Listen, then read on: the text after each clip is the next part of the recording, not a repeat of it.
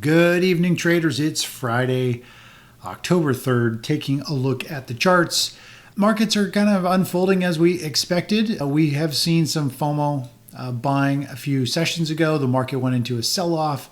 It has, I don't even know if we reached this fib target yet, but let's just check it out. If we check this Fibonacci move we've talked about a few times and carry this forward, holy crap, look at that. So this is what we talked about right after this panic sell-off, this gap down, this exhaustion bottom we talked about, put in a little double bottom. It rallied up, it built this bull flag formation after gapping higher and fading down. We talked about how the upside move should hit 618. It had a hiccup. It's hit the 100% measured move. And go figure today, it hit the FOMO again, just like it hit over here before the market went into a multi-day pullback. And of course, it started to sell off today as well. So it just shows how powerful these little tools are. Again, all of these things, the FOMO, the panic selling, the oversold condition, and in a falling market, we'll have shaded red overbought conditions on this chart. This is all stuff in the Technical Trading Mastery book. I give the formulas for you to put on the 30-minute regular trading hours so you can ping pong around and navigate these and to know when people are feeling FOMO. And I even felt it today. I was doing an interview this afternoon. I didn't feel the FOMO, but I can sense it in the air. I don't get the FOMO quite as much as everybody else, but I can feel other people's FOMO from their comments and all of that stuff. And this afternoon, the market's just screamed higher like all week. And it just feels like, they're never going to stop. They just keep going up and up and up. And whenever I get that feeling, I'm like, geez, it's like this is too easy. Usually that's the market coming to an end. And of course, that's, just a pullback. We might see the market pull back a bit next week for a session or two, or just pull back a little bit, just like this, a little bull flag, and then it can keep going.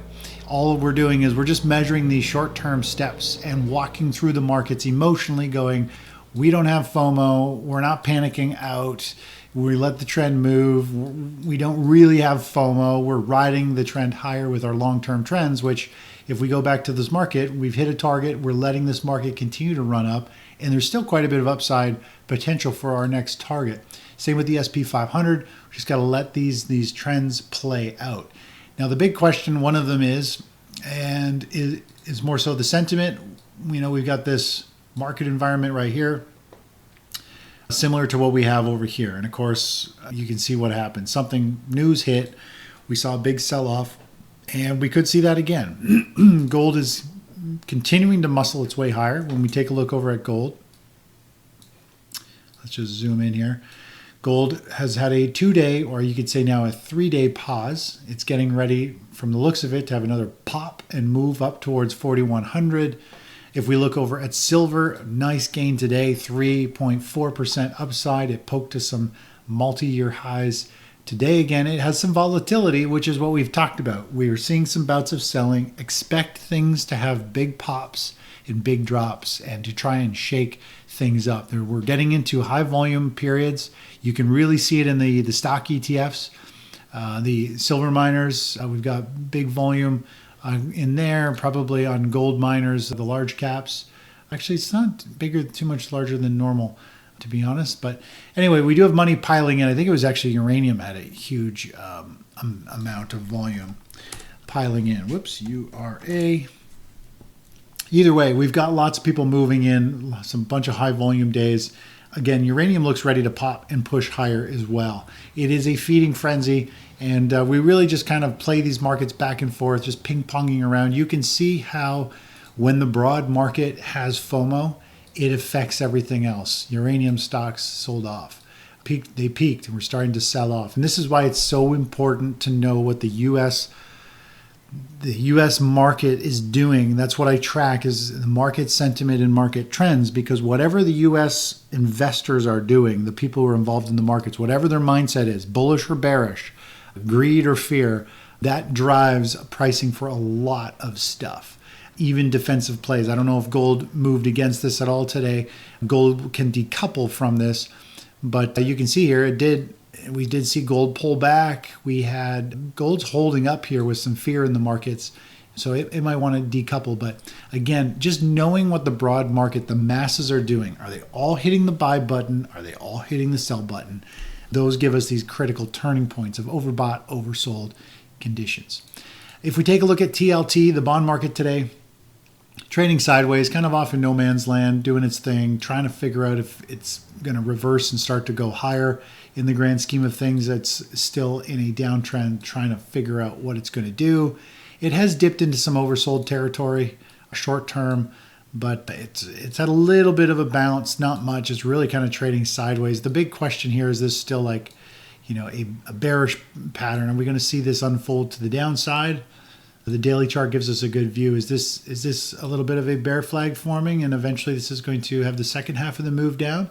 Maybe test the 150-day, settle into these tops over here, and then if it came down here, then maybe it'll start a bigger run and start to move higher based on a larger Fibonacci pattern, or a larger one from here to here to here, and bring us back up to these highs. So again, just let it unfold. There's no signal in bonds. We're not looking to trade it by any means there. If we take a look over at oil real quick, oil up 0.4%. It has broken down this week below these lows, and it looks like it is going to want to continue to move down to the mid or upper 50s and continue to slide. Again, not looking very bullish for this space. I think we could see oil fall eventually into the 40s. I actually was looking at some analysis this morning, which pointed to $42 oil. So it'll be interesting to see. Obviously, that requires like a recession and things to turn south and get a little sour. But overall, this market could come down, and if it breaks these lows around 56, then 42 is kind of that next level, which is going to mean the economy is slowing down and demand for oil will dry up, or at least investors think it will. So they sell oil and oil will fall. Really doesn't matter too much about supply and demand or fundamentals, because none of that stuff actually really moves with the markets. You have to trade the markets on their own merits.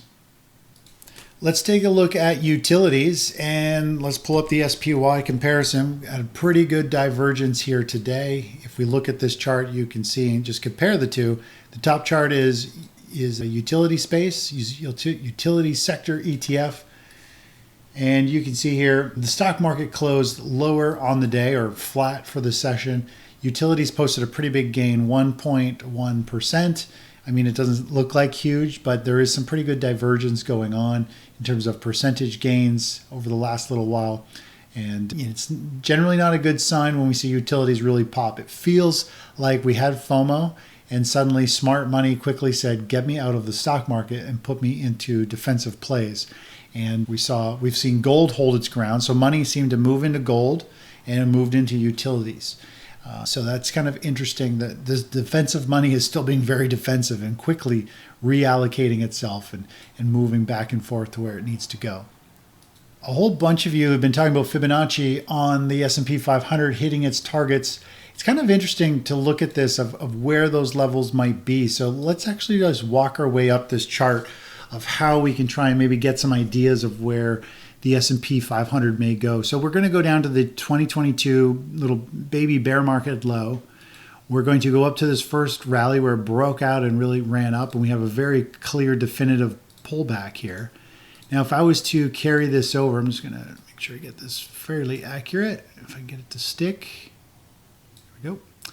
And here, if I carry this forward, you will notice we saw this first move from this base. It ran up. It had a very controlled pullback. It hit the 618, had a little bit of a pause, and then it went up and hit that 100% measured move. So that is the next target. So from here, we can take this new low. We can go up to this high. We can come down to this low. And we'll just carry this forward to see where it brings us. And you will notice it brings us, how do I get a hold of that? Something's funky here. Something is off with my video software. It messes with the platform.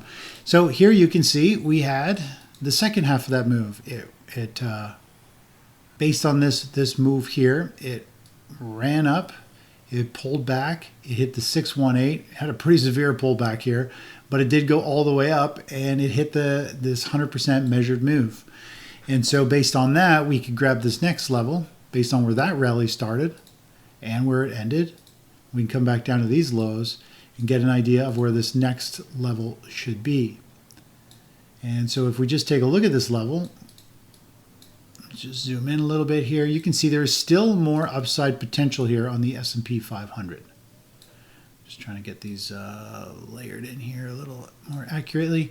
So based on that move, we've got the pullback, and it's come up, and it kind of, I don't know if you could argue this is a little bit of a pullback at that level. As I always mention, if there is resistance around the 618 or somewhere in there, things can get a little skewed. It might not hit it dead on. It's going to run into resistance like just in the lower half where all this, there's a lot of money traded in here. So it looks like it took its hiccup a little bit early because it was also testing a major high. But from here, it is starting to run and push higher towards this next target of $686.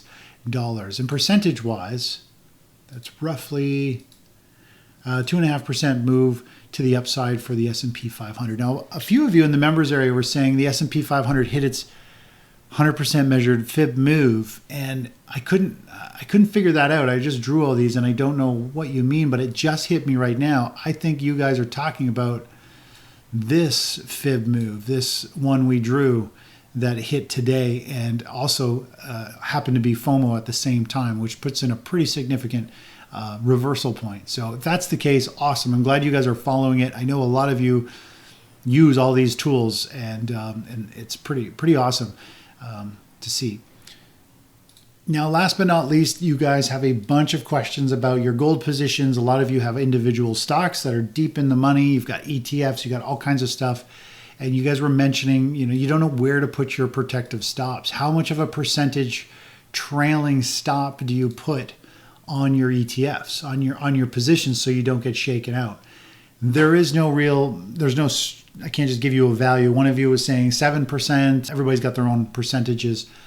The one thing to remember is each asset and every stock in general really have their own volatility, their own personality. So you kind of have to customize it for that. Now, when I look at the broad stock market for our signals for ACS, they're generally pretty much the same because we're catching the same wave.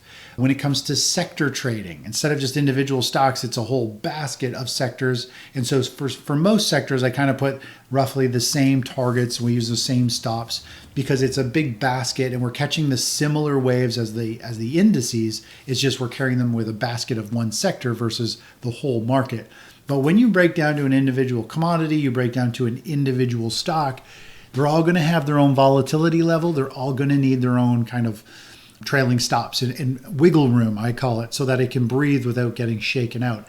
I know a couple of you got shaken out yesterday. We saw a pullback in the markets in silver and silver miners, and pretty much everything in the precious metal space had this pullback. And if I just pull up the 10-minute chart, you can see that high volume sell-off, and it shook a bunch of you guys out, which means you guys are zoomed in a little way too close, because that's just it was a half decent move to the downside percentage wise. Let's just see what that was. 5% move. But keep in mind, gold miners move 5. Sometimes even this ETF, it can move like 5, 8, like 10% a day. So you have to make sure you're giving it enough wiggle room. So when one of those extreme days hits that actually shake things up and cleanse the market, that you don't get shaken out. The reality of managing risk is you do need to give it wiggle room, and you're never going to get out of the top. You're going to have to give back a chunk of the gains unless you pick a top. And the problem with picking a top is you get out early, and then the market just keeps going up without you, and you're left behind. And that is the scenario for, I know, a bunch of positions, a bunch of you as well. So, and that's just part of trading. There's nothing wrong with being left behind, especially if you hit a target and you've locked in gains. It's not about making as much as you possibly could and you left money on the table. It's about you made the trade, you followed your rules. If you get stopped out, that's actually a good thing because it means you're following rules and you are protecting your account. So sometimes getting a little left behind or not getting the last portion of a move, it feels bad, but it actually means you're a disciplined trader. So I'd pat yourself on the back if you did get shaken out. It's just understanding how much room do you have to give based on your trades. If it's a very fast momentum trade, then maybe you did put in a tight stop. I mean, I usually use some standout lows. Just visually, I go back on the charts and I'll just use some standout lows as a level. Like obviously this is a pretty key level. This is a pretty key level. You could argue this is, looks like a pretty key level. I'm not sure if it broke that low or not. It looks like it did, which is maybe why some of you got a stop out. But these kind of multi-day lows, like a rounding formation, these are usually more critical stops, right? The market can have these bull flags and spikes along the way. If you use a longer time frame, like, and you just look at cycles, you can always throw cycles on these charts. You'd be like, oh, here's a cycle. And you can figure out where these cycle lows are, which are really hard to see, the color coding that just went on this. But if I was to change all these colors to, say, white, and we just look at these, you can say, okay, well, here's a middle of a cycle low. Here's a middle of a cycle low. This big spike, we could say, hey, that's, that could be the next support level here. That was based on just time cycles, right? The market moves in some interesting time cycles. So it looks like it just had a low. Maybe it's going to want to push higher. And then in, I don't know how many days this is, in 2 weeks from now, it has like another cycle low. But it might be at a much higher price, right? Price could just keep moving up and have a cycle low up here. So yeah, and another one of you was saying, well, maybe you guys should just use Fibonacci targets for your own individual stocks. And I think that's great. You pick a stock, you do your measured move, and then you'll know where that upside target is. And you can also, if you stair step it up like I did with the S&P 500, where a new rally started, a peak and a pullback, you can use those significant pullbacks as your support levels. Just like I showed you on this cycle chart, you kind of want to pick a significant low where it's either a very sharp drop and it's some type of big washout low, or it's a multi-day kind of reversal where price sold off and eventually found support and then starts the next wave up. The markets always have a way of fandangling things. They could be nice rounding formations, or they could be a super sharp spike.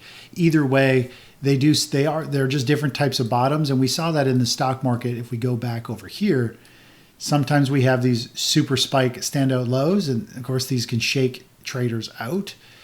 We had another huge spike in reversal here, and other times if we go back and look over here, it's more of a rounding bottom, right? So you just have to have a strategy that can kind of protect you from both, and that means more wiggle room and usually zoom out on the charts to get a feel of those time cycles of when cycles you should be looking for some significant low to go off of.